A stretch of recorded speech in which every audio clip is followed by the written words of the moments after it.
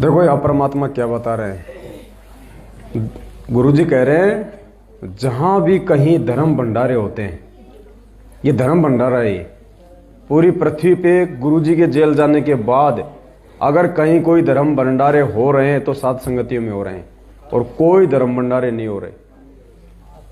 और जहां धर्म भंडारे होते हैं, और वो भी विशेषकर इस कबीर परमात्मा के इस पंथ में, वास्तविक यथार्थ इस 13वें कबीर पंथ में, तो परमात्मा ने क्या बताया।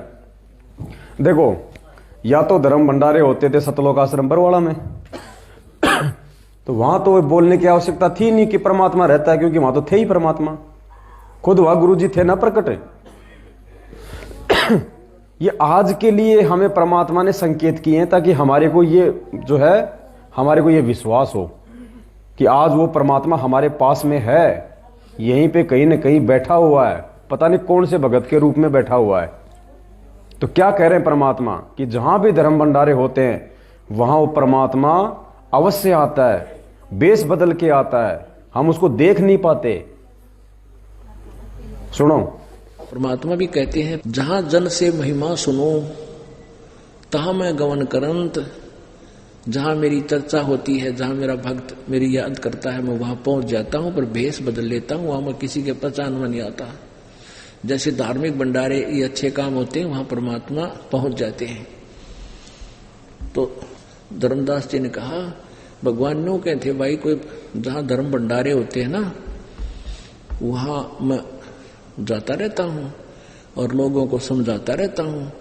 कोई पुण्यात्मा मेरी बात मान लेते हैं तो उनको मैं सतलोक भेज देता हूं, उनकी सत भक्ति करवा देता हूं। तो उसने कहा कि भगवान कह रहे थे कि धर्म भंडारा करे तो मैं वहां जरूर आता हूं, अवश्य आता हूं।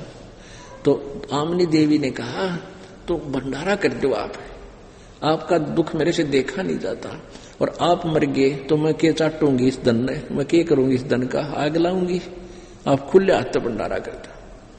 धर्मदास ने 3 दिन का भंडारा ऐलान कर दिया, चिट्ठियां लिखवा दी, साधु संता दो रख शायद आ जा। साधु संत भी आ गए, भगत भी आ गए। 3 दिन। तो परमात्मा यहाँ पे स्पष्ट कर रहे हैं कि जहां पे धर्म भंडारे होते हैं या जहां भी कहीं मेरी क्या होती है चर्चा। अब एक बात बताओ पुण्यात्मा, आप विचार करो।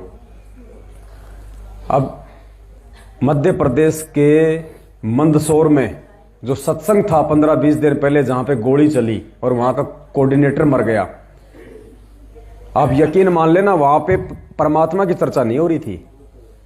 ये मालिक का विधान बता दिया गुरुजी ने कि जहां मेरी चर्चा होती है वहां मैं अवश्य जाता हूं।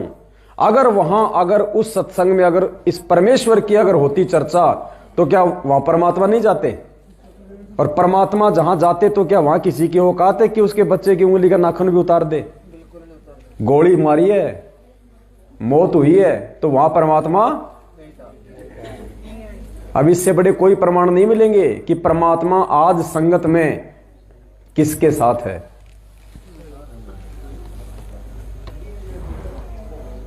देखो, ये संकेत परमात्मा ने बहुत ही पहले कर दिए थे। तो पुण्यात्मा, अब यही यहाँ पर 2 पार्टियों के अंदर संघर्ष है। एक काल की पार्टी है, एक परमात्मा की। तो जो हमारे पास आ जाएगा वो भगवान का बच्चा हो जाएगा, इस ज्ञान को समझेगा। जो यहां नहीं आएगा वो सब काल के ही रहेंगे, काल के ज्ञान को स्वीकार किए हुए। और काल वाले तो यही रहेंगे और परमात्मा वाले सतलोक में जहाज में बैठकर जाएंगे सारे। क्योंकि परमात्मा अंतर्यामी होता भाई, परमात्मा पूरा इंतजाम करके गया था। जब गुरुजी बरवाला कांड में जेल में गए पुलिस के साथ, वो परमात्मा अंतर्यामी था, उसको पता था कि जो मेरे बच्चे होंगे उनको ज्ञान आधार से ये लड़ाई लड़ने के लिए कोई ना कोई तो सबूत चाहिए। तो जाते जाते परमात्मा ने पूरी दुनिया के सामने कह दिया कि राष्ट्रीय समाज सेवा समिति मेरी, और मैंने कोई कमांडो नहीं बनाई। जो मरे उनके मरने का मुझे बहुत ज्यादा दुख है। अगर ये सबूत अगर हमारे पास नहीं होता तो हम कभी भी खड़े नहीं हो सकते थे संगत में। हमारे पास कोई आधार ही नहीं था। सिर्फ इस एक वीडियो को पकड़ के हम संगत में खड़े हुए थे, और उसके बाद से परमात्मा ने फिर इनके कुकर्मों की इतनी लाइन लगा दी, कुछ बाकी नहीं छोड़ा कि कौन परमात्मा का है, कौन जो है काल का है। तो ये दो पार्टियां परमात्मा ने पहले ही सत्संगों में बोल रखी थी, और हमारा सौभाग्य है कि हम उस परमेश्वर वाली पार्टी के मेंबर बन गए। और इस परमेश्वर की पार्टी के मेंबर बनने के बाद भी अगर हम उस परमेश्वर के वचन पे नहीं चलेंगे तो फिर फायदा नहीं रहेगा कोई।